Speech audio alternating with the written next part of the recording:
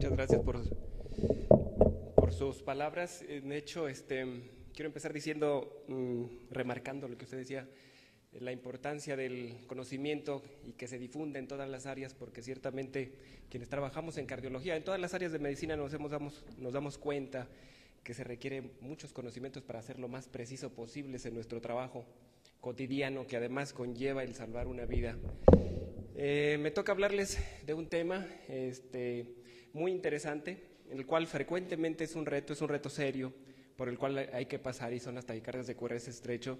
Les voy a pedir toda su atención porque vamos a tratar de ser lo más dinámicos para cumplir con este tiempo de 20 minutos, y los voy a llevar al tema rápidamente.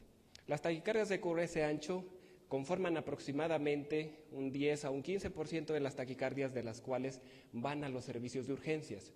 Aquí tenemos un grupo, una estadística americana del porcentaje de taquicardias que se llegan a los hospitales, y más o menos el grupo de taquicardias que vamos a ver van a caer en taquicardias por taquicardia ventricular, fibrilación ventricular y algunas otras asociadas a flóter y taquicardias paroxísticas supraventriculares.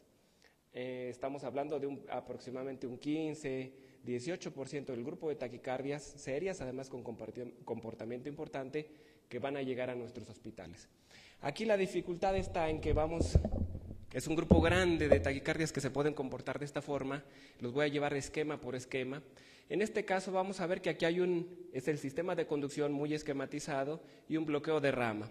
Nosotros podemos tener una taquicardia auricular, un flóter auricular, una fibrilación auricular con bloqueo de rama derecha, y ya tenemos una taquicardia de QRS ancho.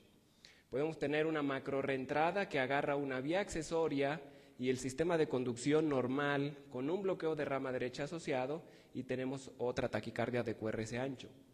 Una taquicardia supraventricular, una fibrilación auricular, por ejemplo, o un flóter que conduzca toda la activación solo por el sistema, por una vía accesoria, ¿sí? Una taquicardia que conduzca solo por una vía accesoria hacia los ventrículos nos va a dar una taquicardia de QRS ancho. Una taquicardia antidrómica que solo baje por la vía accesoria y regrese por el sistema de conducción es una taquicardia también de QRS ancho. Y puede ser los casos que tienen un sistema de His o del nodo AB y de His accesorio, como son unas fibras que se llaman fibras de Maheim, que hacen bloqueo de rama y hacen taquicardias de QRS ancho. Y por último, puede ser una taquicardia de origen ventricular. Entonces, las posibilidades que tenemos de que un paciente tenga una taquicardia de QRS ancho son muchas, ya que pueden ser desde las taquicardias supraventriculares con bloqueo de rama previo o funcional, o las taquicardias por vías accesorias con conducción sobre la vía accesoria o con presencia de bloqueo de rama asociado a esa vía accesoria, y las taquicardias de origen ventriculares. Pero bueno, no se asusten, tenemos una herramienta que nos ayuda. Aproximadamente el 80% de las taquicardias de QRS ancho son de origen ventricular. Eso nos ayuda algo en forma importante, pero debemos de conocer claves que nos ayuden a determinar cuándo es una taquicardia de origen ventricular y cuándo es una taquicardia que es de origen supraventricular. Y para eso les puse claves para el diagnóstico. Vamos a ver la primera, que es disociación aurículo-ventricular. Esta se presenta en el 60% de los casos de taquicardia ventricular. 6 de cada 10 taquicardias ventriculares está disociada la conducción de aurícula o de ventrículo a aurícula o de aurícula a ventrículo, y 40% tienen alguna forma de conducción retrógrada al atrio.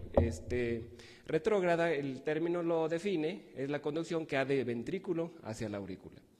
Este 60% de disociación entre la activación entre aurícula y ventrículo nos da una clave muy importante, que la podemos incluso detectar por la evaluación física, como son la presencia de ondas A irregulares en el pulso yugular, unas ondas A que puede ser incluso en cañón, porque la contracción auricular se hace contra la válvula auriculoventricular cerrada, y eso nos da una onda A en cañón cada vez que existe la contracción auricular. Nos puede dar una intensidad variable del primer ruido cardíaco si nos ponemos acuciosos, si nuestro paciente está estable y lo podemos estudiar.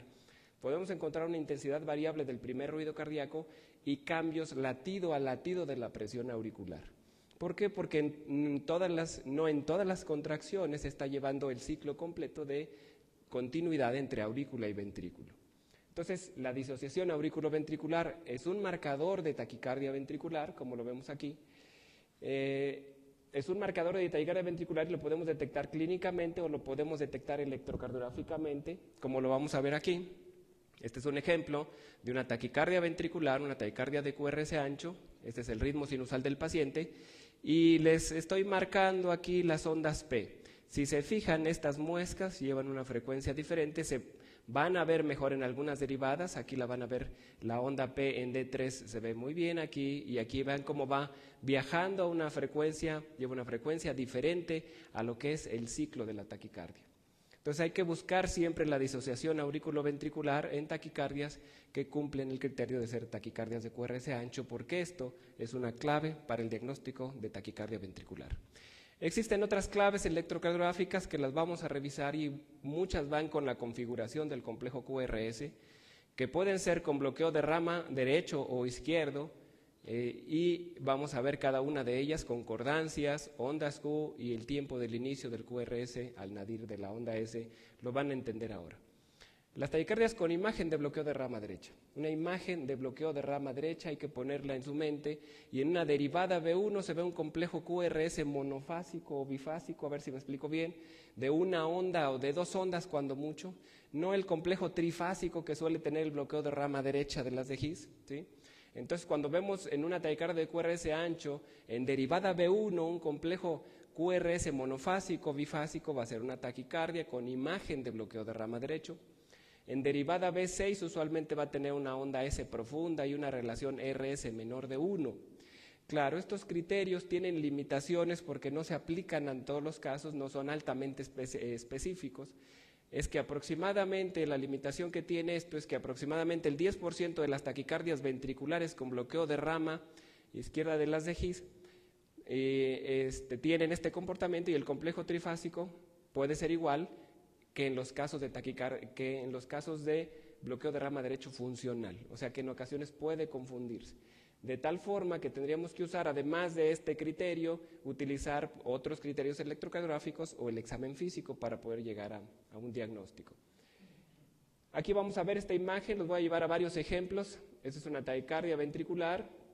Vean aquí, en la derivada B1 tiene imagen de bloqueo de rama derecho de las de His.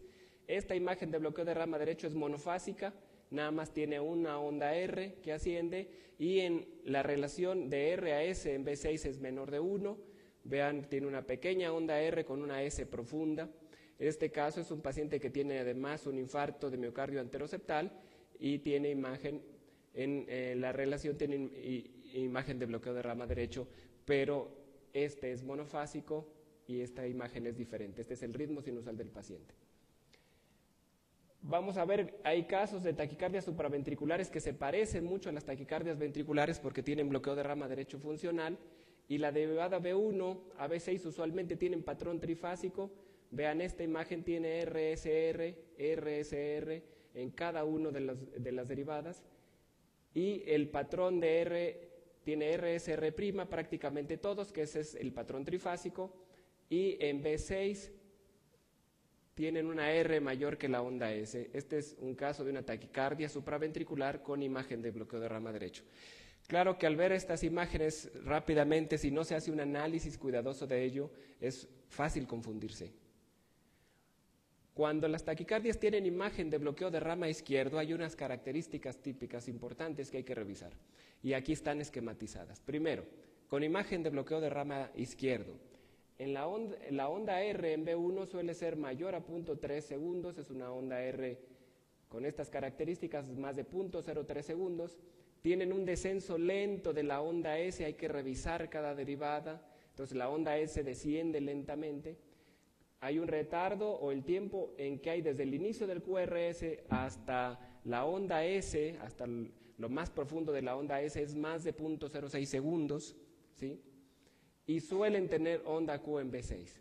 Cuando nosotros comparamos esta imagen de bloqueo de rama izquierdo contra una imagen de bloqueo de rama izquierdo, sea funcional o sea por un bloqueo de rama izquierda previo, es diferente porque primero la onda R en B1 es muy estrecha, el descenso de la onda S es muy rápido, ¿sí? Y no suelen tener onda Q en el B6. Entonces, esta es una aberración o bloqueo de rama izquierdo, ¿sí? Y esta es una taquicardia ventricular con